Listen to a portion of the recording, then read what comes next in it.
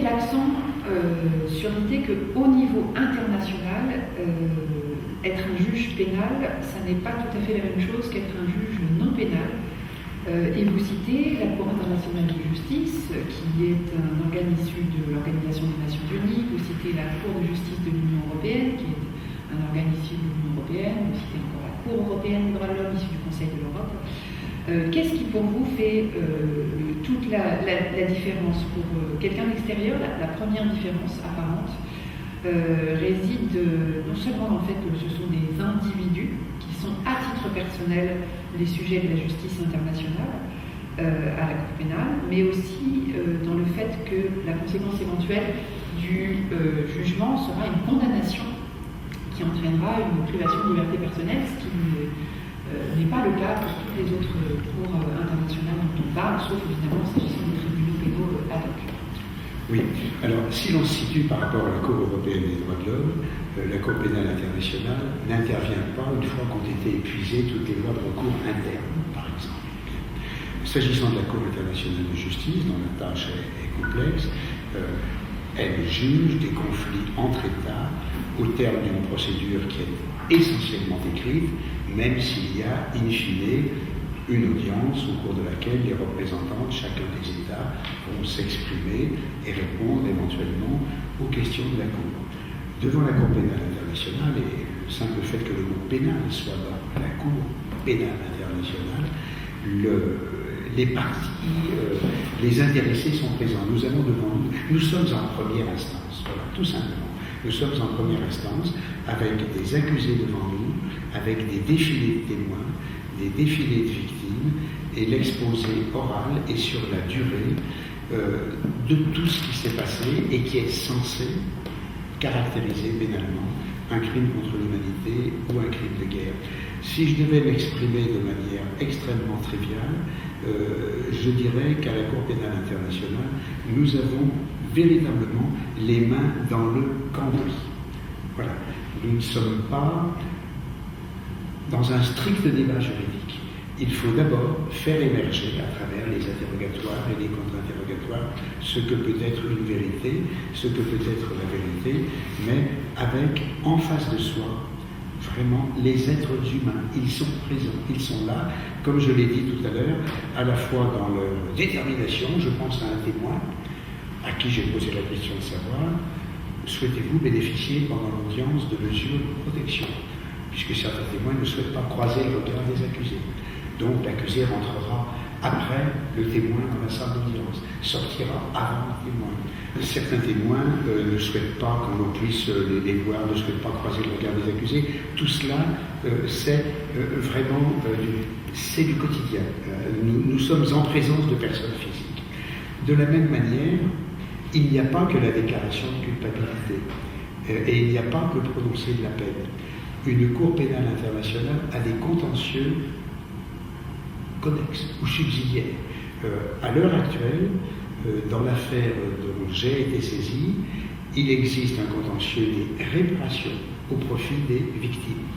Il existe un contentieux de l'exécution de la peine, tout d'abord un contentieux de la réduction de peine. L'accusé qui a été condamné a fait une demande de réduction de peine devant une formation de la Cour qui lui a accordé cette réduction de peine. Il existe un contentieux de l'exécution de la peine, car alors que l'on pensait que rentrer au Congo, où il purgeait la fin de sa peine CPI, il serait ensuite remis en liberté, les autorités congolaises l'ont réincarcéré pour d'autres faits.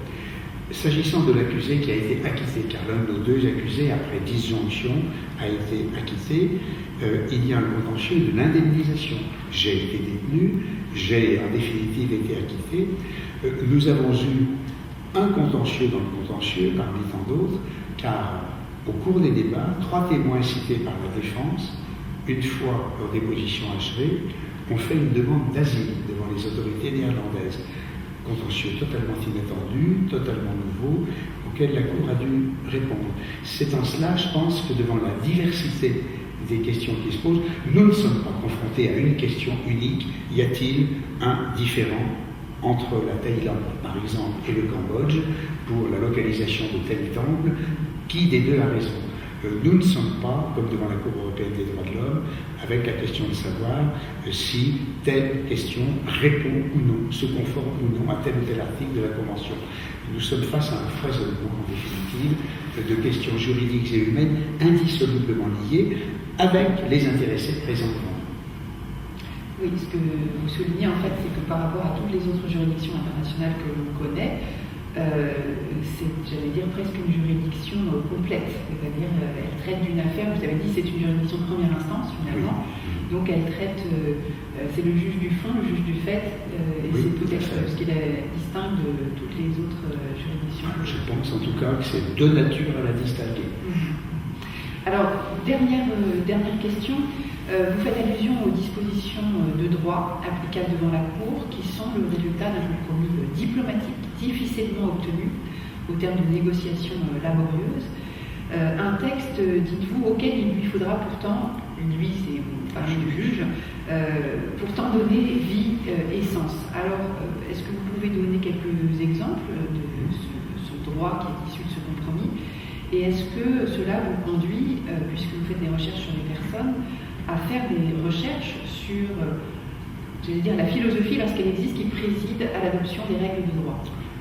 Alors, bon, simplement pour ceux qui nous écoutent, le statut, c'est-à-dire la règle du jeu, le code de procédure pénale des tribunaux comme le tribunal pénal pour l'ex-Yougoslavie, le tribunal pour le Rwanda, le tribunal spécial pour le Liban, qui sont des créations des Nations Unies, ces statuts ont été rédigés par les services juridiques des Nations Unies. Par des juristes pointus. Tout cela a dû être discuté collégialement, mais ce sont des textes qui ont une cohérence, ou qui sont censés avoir une cohérence. Les textes que doivent appliquer les juges de la Cour pénale internationale ont été rédigés lors de la conférence diplomatique qui, à Rome, en 1998, a abouti à la création de la Cour. Certains États présents souhaitaient la création de la Cour pénale internationale. D'autres États ne souhaitaient surtout pas de création de Cour pénale internationale. Et quand on regarde à l'heure actuelle les États qui n'ont pas ratifié le statut de la Cour pénale internationale, on se rend compte que les États-Unis, la Russie, la Chine, notamment l'Inde, enfin Israël, les États qui comptent terriblement sur la scène internationale, n'ont ni signé ni ratifié. Ce qui permet de penser que lors des discussions préparatoires, ils ont joué un rôle important et parfois sans doute un rôle de frein. Alors, il a fallu pourtant qu'un jour, on arrête les débats et que l'on se dise à Rome en juillet 1998, voilà où nous en sommes. Certains textes, je pense, n'ont pas soulevé de difficultés, se sont inspirés des statuts du tribunal pour l'ex-Yougoslavie ou du tribunal pour le Rwanda. D'autres textes tout à fait sui generis n'ont pas non plus soulevé de difficultés. D'autres, manifestement, ont dû être longuement débattus et les négociateurs sont arrivés à une sorte de plus grand dénominateur commun. Alors, pour donner des exemples, si l'on prend vraiment les choses les plus simples, au stade de ce qu'est le statut du juge, on se rend compte qu'il y a même des contradictions dans certains articles ou alinéas parmi les premiers articles du statut en ce qui concerne la possibilité pour un juge d'être à plein temps ou non. À une époque où on pensait peut-être que l'activité de la Cour pénale internationale serait peu importante. Bien. À l'heure actuelle, on lui fait le reproche de ne pas être au contraire sur tous les champs où elle devrait se trouver. L'article 68, je pense notamment, qui concerne les modalités de participation des victimes, moi je l'interprète un peu comme un article cadre. L'article 64, qui fait l'énumération du rôle et des pouvoirs de la Chambre de première instance dans les débats, est un article qui énumère un certain nombre de dispositions qui en tant que telles sont claires, mais qui là encore m'apparaissent être plutôt comme étant l'énoncé d'une disposition cadre qu'il appartient ensuite, à laquelle il appartient ensuite au juge de donner effectivement vie. Difficile de trouver des exemples extrêmement précis. Je n'en ai plus en tête, j'en aurais certainement eu en tête étant encore en fonction, mais voilà, c'est un peu le quotidien.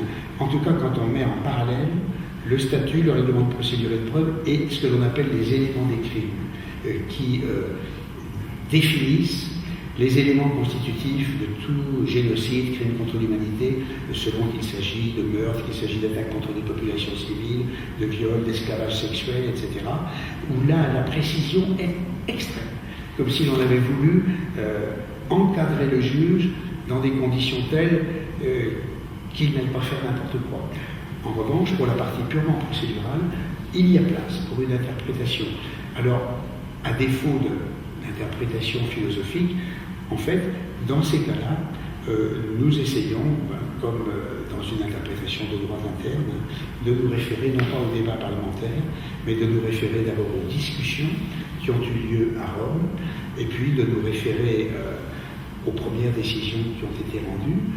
Sur ce plan-là, les débuts de la Cour ont été facilités par le fait que parmi les 18 premiers juges élus à la Cour pénale internationale figurait un certain nombre de personnes ayant participé aux discussions de 1998 à Rome, qui pouvaient donc faire état de souvenirs personnels, non pas théoriques ou livresques, mais vécus. Ce temps-là est maintenant passé, sauf avec le juge français qui est actuellement à Rome, à La Haye, et qui était le chef de la délégation française à Rome. Mais voilà, il n'y a pas 50 façons de le faire. Nous tentons de trouver ce que les négociateurs avaient voulu dire.